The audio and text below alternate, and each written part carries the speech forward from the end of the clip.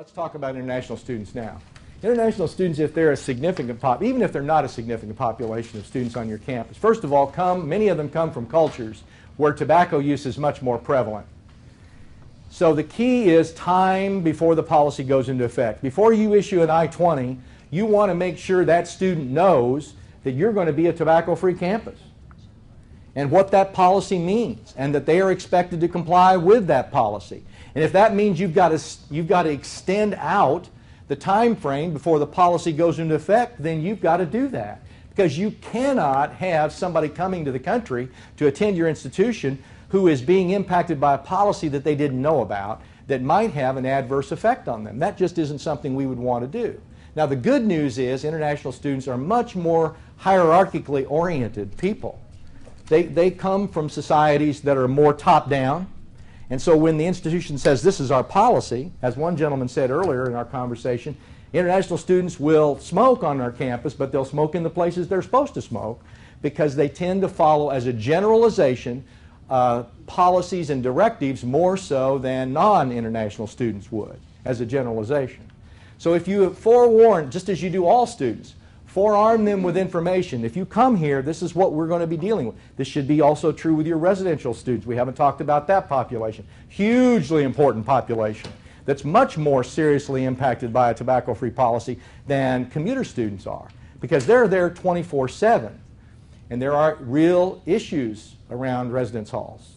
We may not get to all of these different subgroups, but that would be my sort of short answer, is you want to make sure you've got the policy established far enough out that you're not having any international students come to your campus that wouldn't be impacted. Now you could say, okay, well, we're a four-year institution if that were the case, and we've already got students that just came this year. Does that mean we have to wait until they're gone?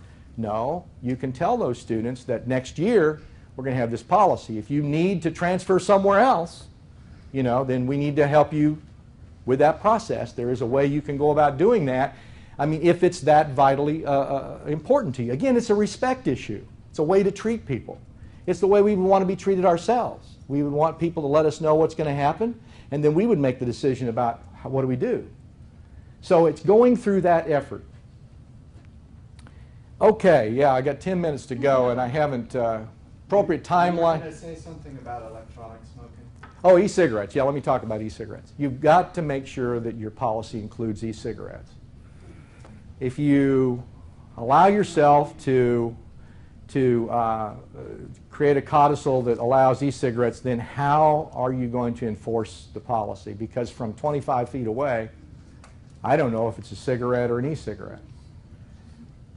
I didn't talk to you about why policies fail that are 25 feet policies and designated area policies. I said they're not complied with. Do you know why they're not complied with? You know what the reason behind that is? I've thought about this a lot, talked to lots of people about it, and I'll tell you what I think the major reason is. It's ambiguity. Anytime there's something out there that is purporting to direct me to do something that I don't want to do, what am I going to look for?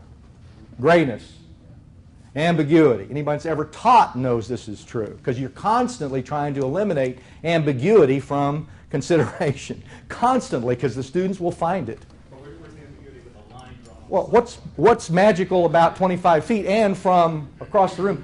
How far is 25 feet from where you're sitting? Right. Where is 25 feet from this door? Is it here? Is it here? Is it here? Huh? Where is it? Yeah. How big is a city bus in Seattle, especially from across campus, from 100 yards away?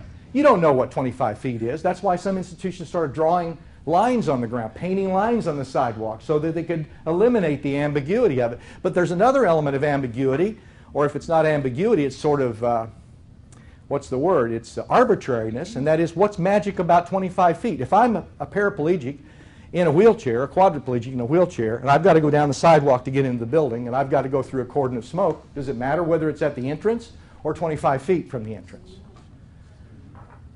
So but the problem, return errors and things like that too. Well, that's true. A lot of times, though, even wind currents can be such that they'll direct smoke to those return.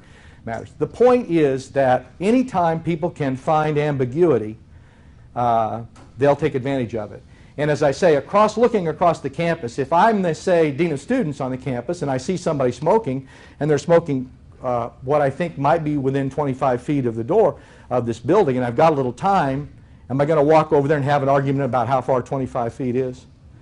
Or if I know that we're a tobacco-free campus. Now, there's ambiguity about tobacco-free because where's the campus end? We had that discussion a minute ago. It's not like there's no ambiguity, but I don't have any ambiguity about that person smoking because I know they're on the campus, and they know they're on the campus.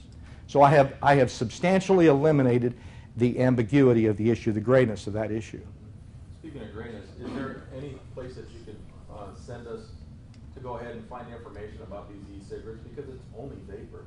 And well, why are you going to go ahead and deny me? Because, yeah. you know, Yeah, well, the Food and Drug Administration has determined that they are a tobacco delivery mechanism. So and there's been a lawsuit about that. And the lawsuit has been settled in favor of the FDA's determination. That occurred last.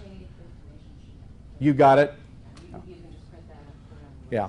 And I've got it on my, I think it's on my website. But that's the major rationale that you use, is that you got it. By the way, in your policy, you want to define what tobacco-free. You want to define what tobacco is, or smoking. You want to define that. So you don't necessarily want to, in the policy itself, include the language, but you want to have an asterisk and then go down and define. And if you're wanting a well-developed policy to look at as a model, the one I like the best is Rensselaer Polytechnic Institute of Troy, New York, rpi.edu, www.rpi.edu. I think they still have a link on their homepage. If not, just type in tobacco policy. It was adopted in 2010. They're an engineering school. They went through a very meticulous process to arrive at their policy. Their language is very current and does a good job of defining tobacco to include e-cigarettes. One other note on e-cigarettes. For those of you in King County, the Board of Health passed a regulation deeming the use of e-cigarettes equal to that of smoking. So wherever smoking is already banned or prohibited, e-cigarettes are also prohibited. Also, an update on the FDA, the court case deemed the e-cigarettes to be tobacco products, not drug delivery devices, which is what they were initially trying to do, unless those e-cigarettes are marketed and advertised as therapeutic devices, like NRP patches. Actually, one of the big problems is manufacturers have made all kinds of claims around e-cigarettes. So you'll get people that use them that have got all of this stuff that they've been told that e-cigarettes will do. And you got to recognize that's being fostered or presented by the manufacturer. But a really important point here is that use the resources available to you here through the health department to guide you through these waters. They know and have expertise that's phenomenal in this area. So anytime you run into a question mark area, be sure you get in touch with Scott and staff here.